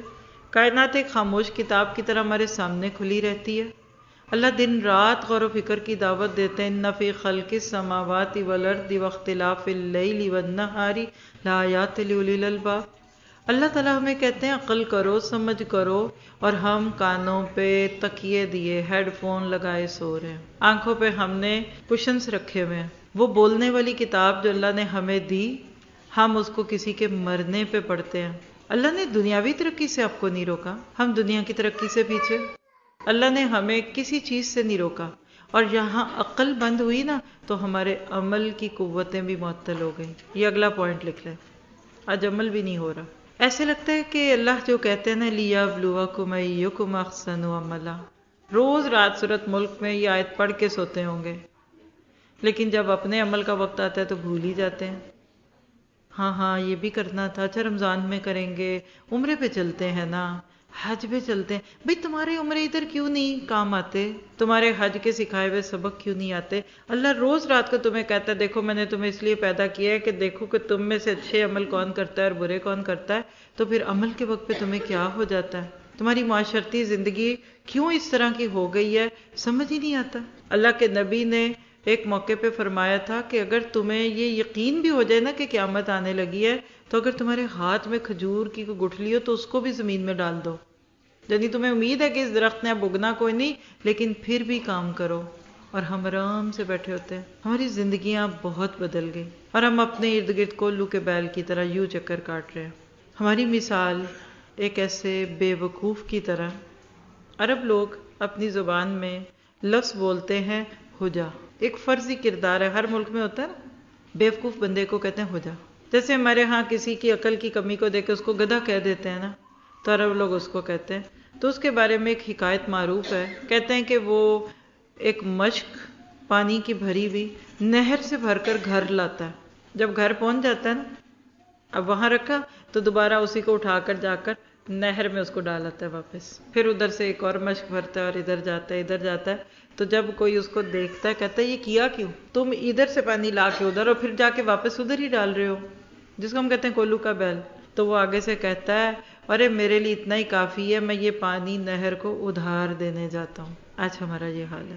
آپ کسی پلیٹ فارم پہ کھڑے ہو جائیں، سیمینارز میں، کانفرنسز میں جائیے، دھواں دھار باتیں لوگ کرتے ہیں، قراردادیں پاس ہوتی ہیں، یہ ہونا چاہیے، یہ کرنا چاہیے، کہیں تنقید، لیکن وہ سب کاغذوں پر سیاہی بن کر رہتے ہیں. اسپیکرز بڑے بڑے جملے آ کر بول جاتے ہیں بڑے بڑے پلیٹ فارمز پہ، کچھ فائدہ نہیں ہوگا. آپ کو مجھے بدلنا پڑے گا، آپ کو مجھے اپنے آپ کو واپس شہداء علی الناس پہ لانا پڑے گا. سارے ایسے نہیں بھی ہیں نا، لیکن اکثر ایسے ہیں. یہ قرآن یہ ہے وہ کہہ لیجئے کہ چشمہ جس کے اندر سے جو خیر پھوٹتی ہے. جب مسلمان اس کے ساتھ جڑے رہتے ہیں تو زندگی خوبصورت ہوتی. آج ہم لاسٹ ہیں، ہمارا جی پی ایس لاسٹ ہے، ہمارے سگنل ڈراپڈ ہیں، ہم نے ایڈریس غلط ڈالا ہوا ہے. آپ یہاں پہنچ سکتے تھے اگر آپ کا ایڈریس غلط ہو. میں چونکہ ٹریول کرتی ہوں نا، اکثر یہ سفر میں ہوتا ہے تو یہ چیزیں میرے ارد گرد ہوتی ہیں. کبھی کسی نے لوکیشن غلط ڈالی ہوتی ہے، کبھی ایڈریس غلط ہوتا ہے، کبھی بیچ میں وہ بیٹری ختم ہو جاتی ہے، کسی جگہ ایسے پہنچے وہاں جی فلاں سگنل نہیں کام کرتے. آج ہم مسلمانوں کے سگنلز ڈراپڈ ہیں. 23 سال میں تھوڑا تھوڑا کر کے اللہ نے جو قرآن نازل کیا تھا، اگر اس پہ آج ایمان والوں کو عمل کی توفیق نہیں مل رہی، وہ اپنے ایمان کو عمل صالح میں نہیں ڈھل رہے، وہ اس کلام کو اپنی زندگی کا حصہ نہیں بنا رہے، جو کتاب اللہ خود کہتے ہیں کہ فیہ ذکرکم افلا تعقلون، اس میں تمہارا ذکر ہے، تم غور کیوں نہیں کرتے؟ تو اس امت کو کون راہ دکھائے؟ سارے فون بند کر دیں، سارے جی پی ایس بند کر دیں، ساری لائٹیں بند کر دیں، جائیے کہاں پہنچیں گے؟ کسی جنگل میں پہنچ جائیں گے، آپ ادھر نہیں پہنچیں گے. وہ نبی جس کے لیے معروف ہے کان خلقہ القرآن، ان کا خلق تو قرآن تھا. آپ تو قرآن کا چلتا پھرتا نمونہ تھے. اور یاد رکھیے اخلاق سے مراد صرف مسکرانا اور نرم لہجے میں بات کرنا نہیں ہوتا. یہ ایک جامع کمپریہنسو لفظ ہے. سارے معاملات، سارے اعمال، اس کو خلق کہتے ہیں. پرانا ہونا، ہنڈنا، بندے کے ساتھ نیکی ہنڈ جاتی ہے، یہ اس کا اخلاق ہوتا ہے. اس کو پوز نہیں دینا پڑتا کہ میں ڈرائنگ روم میں مہمانوں کے ساتھ بیٹھی ہوں تو میں کتنی ادا سے بات کروں، اور کچن میں جا کے میں نے ماسیوں کے اوپر کتنا چلانا ہے. یہ اخلاق نہیں ہوتا. ضرورت اس بات کی ہے کہ ہم آج اس قرآن سے جڑیں. کہتے ہیں نا کہ واپس آؤ. ہم 2-3 دن پہلے ملک وال گئے تھے. صبح گئے تو ٹھیک ہے، جب واپس آئے تو ہمیں نیویگیٹر جو ٹائم دکھا رہا تھا تو اس سے بڑھ گیا ٹائم. پتہ کیا چلا کہ سڑکیں ذرا ایسی تھی بیچ میں کچھ، تو 30 کلومیٹر سے یا مائل جو بھی ادھر چلتے ہیں، ہم آگے چلے گئے ہوئے تھے. پہلے ہمارا نیویگیٹر 30 منٹ بتا رہا تھا کہ عشاء تک ہم پہنچ جائیں گے. تو جب وہاں جا کے سب کچھ چینج کیا، راؤٹنگ کو دیکھا، تو پتہ چلا کہ ہم اپنی ڈیسٹینیشن سے 30 کلومیٹر آگے آ گئے ہیں. تو ذرا پھر 30 واپس بھی آنا تھا نا. ہم اپنے ٹارگٹ سے 1 گھنٹہ دور چلے گئے. دیٹ از امت مسلمہ. اس پوری دنیا کی نبض امت مسلمہ کے ہاتھ میں. اپنی جگہ پہ آ جائیے، سارا جسم صحیح کام کرنے لگے گا. آپ کے گھر میں صبح چیزیں بکھری ہوتی ہیں، سمجھ ہی نہیں آتی. میری تو چیزیں بکھری ہوں تو میرے سے تو نمک کی جگہ چینی ڈل جائے گی کچن میں کام کرتے ہوئے. کام ہی نہیں ہوتا. بکھرے ہوئے ڈسٹارٹیڈ ماحول میں چیزیں بکھری، تھاٹس بکھری، کام نہیں ہوتا. آج اس پوری دنیا میں امت مسلمہ کو ری پلیس کرنا پڑے گا. وہ نیویگیٹر میں بولتی ہے نا کہ ری راؤٹ کریں، واپس اپنی جگہ پہ آئیں، یہ کریں. اور یقین کریں جس دن حساب کریں گے نا، تو جو غیروں کے نام ہم نے نکالی ہوئی ہیں نا چیزیں، وہ ہمارے کھاتے پڑنی ہیں. کبھی کبھی بندے کو بڑا مان ہوتا ہے، میں نے فلاں سے اتنے پیسے لینے ہیں، اتنے جی حساب کرو. وہ کہتے بیٹھو، جس حساب کے پتہ چلا 1,00,000 لینا نہیں ہے، 10,000 دینے ہیں. اس امت نے آج جو غلطی کی ہے، قیامت کے دن بہت سارے غیر مسلم بچ جائیں گے. یہاں بیٹھ کے مجھے ویسے یہ بات آپ سے نہیں کرنی چاہیے، لیکن یہی لیکچر بعد میں دوسرے بھی اسٹوڈنٹ سنتے ہیں، ان کے لیے کہہ رہی ہوں. آج ہماری بے عملی اور آج ہمارا وَكَذَلِكَ جَعَلْنَاكُمْ أُمَّةً وَسَطًا سے ہٹنا کتنے غیر مسلموں کو بینیفٹ آف ڈاؤٹ دے جائے گا قیامت کے دن، بچ جائیں گے وہ، کیونکہ کافر اس کو کہتے ہیں جس کو اسلام پیش کرو پھر وہ ریجیکٹ کرے، ادروائز وہ اگنورنٹ ہے، وہ غیر مسلم تو ہے، وہ کافر نہیں ہے۔ آپ مجھے پانی پیش کریں، میں کہتی ہوں میں نے نہیں پینا، یہ ہے انکار، تو آپ نے مجھے پیش ہی نہیں کیا تو میں کیسے منکر ہو گئی؟ آج ہم سست ہیں، وہ بچ جائیں گے کل، اللہ پھر اس کا بھی حساب کرے گا، اللہ نے اس کا بھی طریقہ رکھا ہوا ہے جو اس وقت آپ کو نہیں بتانے کی ضرورت۔ لیکن آج ہم کام نہ کر کر بہت سارے لوگوں کو سہولتیں دے رہے ہیں، اور ہماری حالت ہے کہ یا ایھا الذین آمنوا لم تقولون ما لا تفعلون، تمہیں کیا ہو گیا، تم وہ بات کرتے ہو جو کہتے نہیں، یا جو کہتے ہو وہ کرتے نہیں۔ کبر مقتا عند اللہ ان تقولوا ما لا تفعلون۔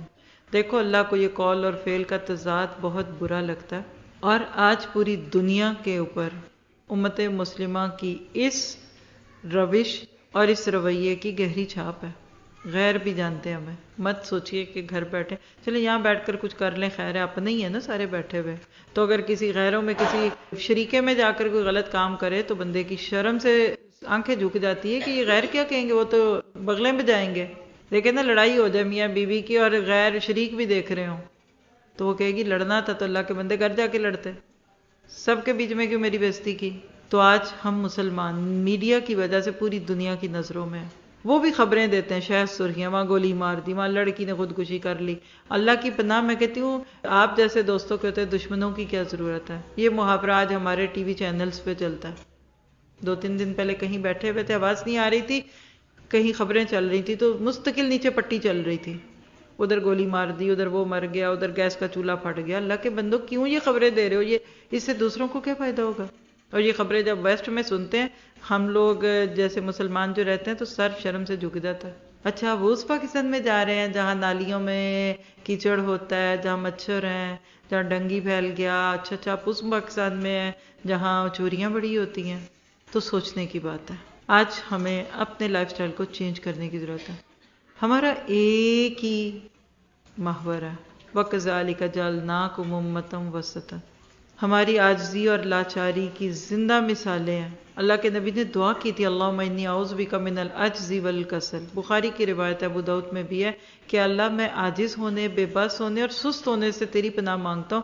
آج امت معذرت کے ساتھ اکثریت اس میں سے ان دو کا شکار ہو گئی۔ آج ہم اپنے آپ کو سیٹ کر لیں، ورنہ یاد رکھیے بہت برا وقت آنے والا ہے۔ اگر امت مسلمہ نے اپنے آپ کو نہ بدلا تو کیا ہوگا؟ یہ اس کی سزا ہماری نسلیں بھگتیں گی۔ سر اٹھا کے نہیں جی سکتے آج ہمارے بچے۔ آج ہمارے بچے کہتے ہیں we are sorry to be Muslim, ہمیں شرم آتی ہے کہ ہم مسلمان ہیں، اور یہاں چھوڑیے باہر کے ملکوں میں بھی جا کے بڑے گل کھلاتے ہیں، رول توڑنے میں، ٹریفک کے لاز بریک کرنے میں، بجلی چوری کرنے میں اور جھوٹے کاغذ بنا کے ویزے لینے میں ہم بدنام ہیں۔ کئی ایسی چیزیں ہیں جو دوسروں کو الاؤڈ ہیں، ہمیں نہیں الاؤڈ۔ تو بہرحال خلاصہ کر دیتی ہوں 2-3 منٹ میں، کمزوری اور پسپائی ہے آج، برق واقعی گر رہی ہے بیچارے مسلمانوں پہ، واقعی آج بھی رحمتیں ہیں اغیار کے کاشانوں پہ۔ وجہ سورۃ الانفال آیت 46۔ علاج بتا رہی ہوں، کرو کیا باتی اللہ، اللہ کی اطاعت کرو، ورسولہ، اور اس کے رسول کی بھی اطاعت کرو، دوسرا کام۔ تیسرا کیا نہ کرو، ولا تنازعوا، آپس میں جھگڑے چھوڑ دو، تنازع چھوڑ دو، ورنہ کیا ہوگا؟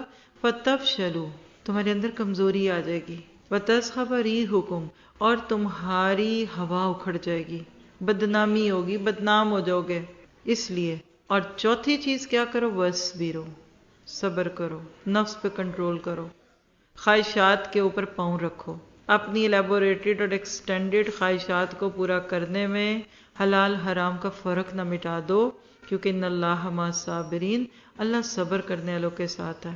دوسری بات، آج کمزوری اور پسپائی کی وجوہات میں جو ہم نے سیکھی بات بنیادی پن پوائنٹ کر لیں، مسلمانوں نے اپنی کتاب، اپنی شریعت اور اپنے رب کے احکامات سے منہ موڑا، اور رسول اللہ صلی اللہ علیہ وسلم کی سنت اور تعلیمات سے منہ پھیر لیا۔ 2 خانوں میں بٹ گئے آج، کچھ دیندار کچھ دنیا دار، کوئی ہمارا صرف دین کا کھاتا کھلتا ہے تو کہیں صرف دنیا کا، دونوں کو جوڑیے، پھوٹ اور انتشار کا شکار ہو گئے۔